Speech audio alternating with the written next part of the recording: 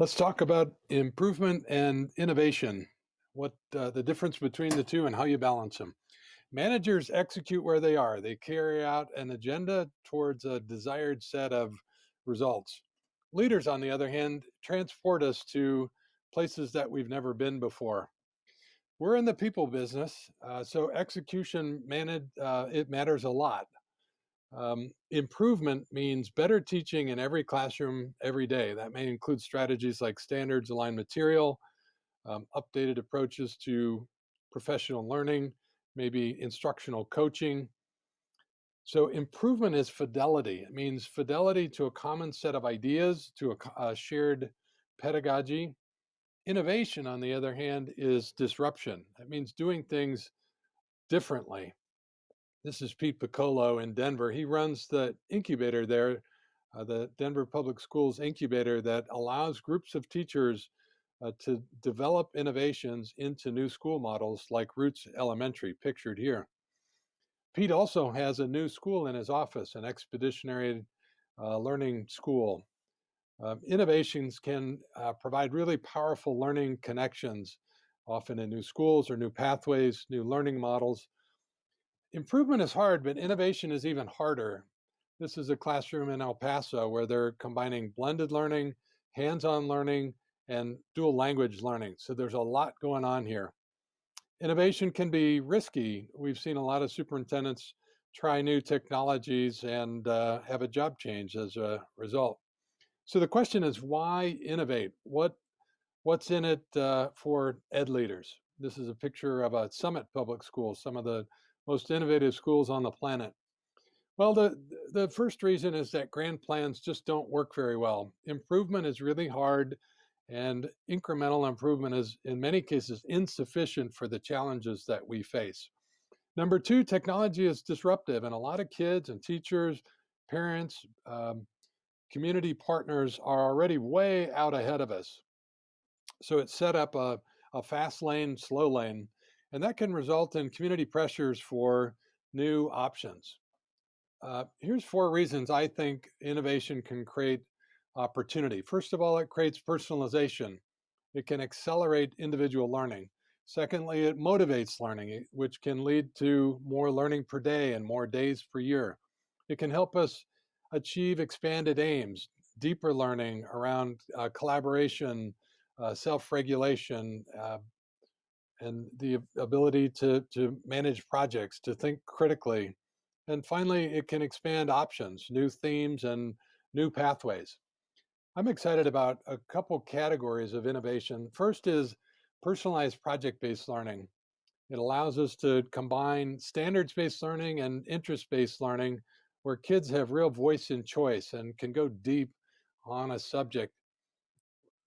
It allows us to introduce competency based learning. This means kids show what they know and progress based on demonstrated mastery. And I'm excited about new schools, especially small schools that are connected to community assets, community colleges, museums, and parks. So there's a return on investment, both on innovation and improvement.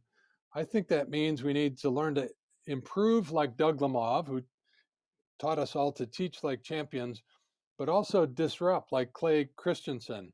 We just need to find the right balance. Liz Wisnant is the principal at Horace Mann in Washington, D.C., and I think she's been a great role model in both improvement and innovation. Improvement requires an internal agreement around roles and goals on how we're going to do things at our school. Innovation requires broader sets of agreement because it usually requires investment. It may include some trade offs. There's always some risks associated with it, and then agreements on how we report our progress. So let's take a quick look at 10 tips for balancing improvement and innovation. First of all, leaders make the case for change. They describe a desired future state. This is John Rice from DC Public Schools, and he's describing a base camp pilot to the faculty at the Capitol Heights Education Center. Leaders make a system choice. They either help a community describe one best approach, like Mark Edwards in Mooresville on the left, or they decide on a portfolio strategy where every school creates coherence around an intellectual mission. Leaders balance improvement and innovation based on a set of community conversations where they examine capacity, what teachers are interested in. They look at the challenges students face. They consider the partnerships that they have and the budget available. And folks like the Marion, Ohio, use these community conversations to find the right balance. Leaders facilitate a set of agreements to make innovation doable. So they create chunks, phases, they create metrics and resources. They break innovation into a sequence of projects. This is a picture of Paradise Valley in Phoenix, where they have used innovative strategies like virtual classrooms to drive improvement in classroom instruction. Leaders create incentives for innovation. This is Mike Cowan in Mesa, Arizona. He created mini grants for teachers and then held an ed tech conference where his teachers got a chance to see new learning models and new technologies. Leaders make innovation doable. This is Tracy from Randall Highlands in Washington, D.C., who created an improvement agenda and then introduced selectively a set of blended innovations.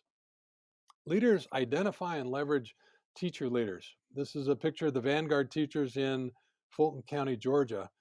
400 teachers, almost four per school, and trained in new learning models and new technology. That paved the way for school grants and technical assistance that allowed every school, as they were ready, to select a model and move at their own speed. Leaders understand this fast lane, slow lane. In Kettle Moraine, Pat DeClotz has created or supported the creation of a number of small academies like KM Global. And these new academies allowed teachers and kids that were ready to move to create new learning environments and then expand as there was demand. It's important to remember that it's sustained, not heroic leadership that produces real results. This is a picture of Tom Payzant, and his decade in Boston really taught us that lesson. And then finally, leaders start with an innovation mindset. This is the first chapter of our Smart Cities book. We think we have to model this as ed leaders, the growth mindset, a maker mindset, a team mindset, the notion that effort matters, that we have to take initiative and lead with initiative, and that we have to do that collaboratively. So leaders develop this innovation mindset. Here's a couple tips. Pick a learning goal, read broadly, listen to challenging podcasts, go out and visit new schools, write a blog at least once a week. I think it'll help you learn what you know, and then model learning, be a vulnerable learner. Those are 10 quick tips for ed leaders. If you want to know more, sign up for our updates, grab our podcasts, look at Smart Cities where we discuss this in more detail. Thanks for joining us.